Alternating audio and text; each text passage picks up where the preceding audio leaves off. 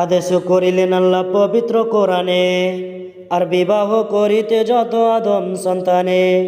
আদম সন্তানে যদি বিবাহ না হইত, মানুষেরই বংশ সব ধ্বংস হয়ে যেত। কিন্তু ভাই বর্তমানে হতেছে এমন, বেটির বিয়েতে বেটার বাপ নিচ্ছে কত পণ। কেউ নিচ্ছে সোনা দানা, কেউ নিচ্ছে গাড়ি, কেউ নিচ্ছে টাকা পয়সা, কেউ নিচ্ছে বাড়ি।